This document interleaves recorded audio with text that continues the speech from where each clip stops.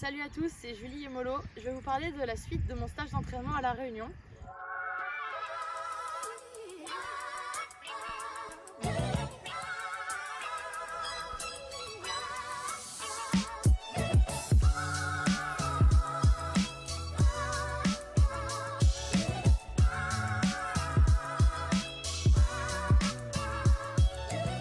Alors comme je vous le disais, on a été rejoint par d'autres triathlètes à partir du mois de février et on a été jusqu'à 11 selon les périodes.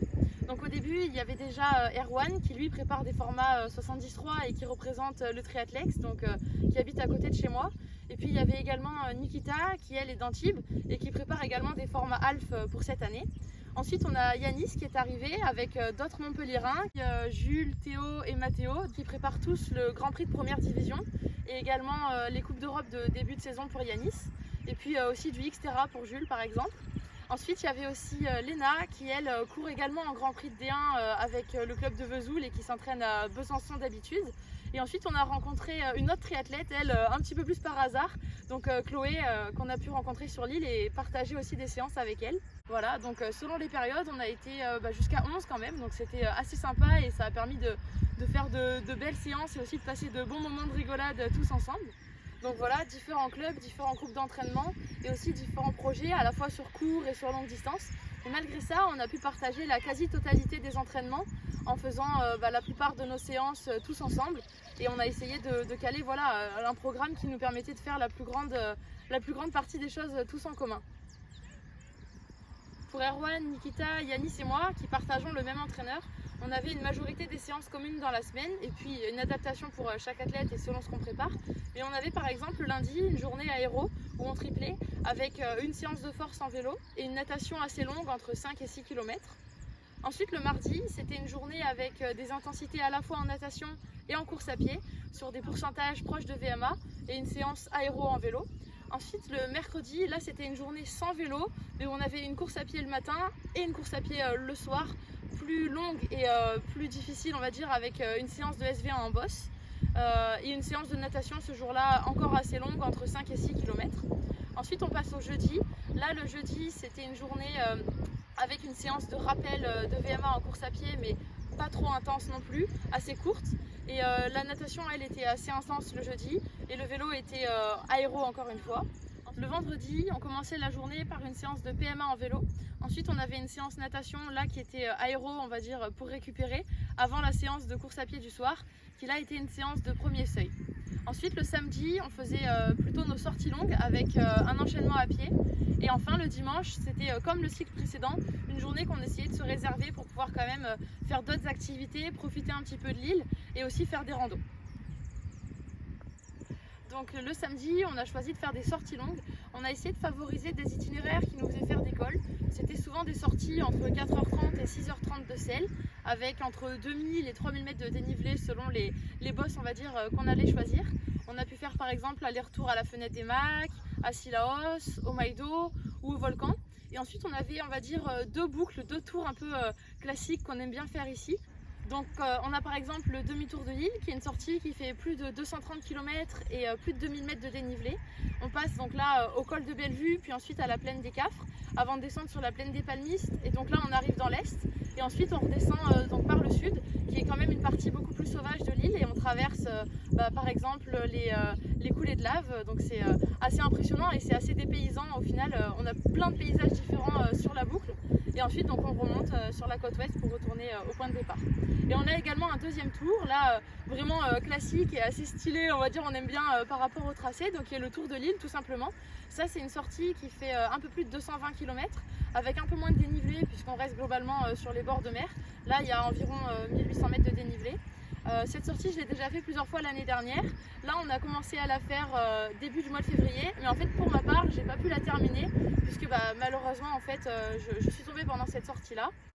Bon c'est vrai que c'est un jour où il pleuvait, la route était quand même vraiment mouillée, mais malgré tout le groupe est resté prudent et en fait dans un virage pas particulièrement dangereux il y avait une tache d'huile par terre et en fait clairement j'ai rien pu faire, j'ai perdu l'avant et l'arrière en même temps et je me suis retrouvée au sol. J'avais vraiment enfin je pouvais rien faire d'autre, donc voilà, j'ai tapé le menton, donc j'ai été à l'hôpital pour ça, pour me faire recoudre. J'ai eu des points de suture, et puis après rien de trop grave. J'ai eu la chance de pas trop m'abîmer, on va dire. J'ai pas eu trop de pizza comme on peut avoir avec des chutes d'habitude sur la route, et voilà, j'ai eu quand même un petit choc au genou en fait qui a tapé le cadre en tombant. Et j'ai eu de la chance, le vélo a pas eu trop de casse. J'ai voilà, un peu griffé le dérailleur et j'ai cassé la selle, mais rien de bien grave. Donc voilà, malheureusement c'est des choses qui arrivent, mais c'est comme ça, il y a des aléas qu'on ne peut pas contrôler, et il faut l'accepter. Donc j'ai essayé de le prendre avec assez de recul. Ensuite, du coup, la semaine qui suivait ma chute, par rapport à mes points de suture, j'ai pas pu nager. J'en ai aussi profité pour faire tous les examens nécessaires pour mon genou, parce qu'il y avait quand même une douleur un petit peu importante suite à la chute. Donc j'ai fait radio, échographie, tout ce qu'il fallait. Je suis aussi allée voir un médecin du sport.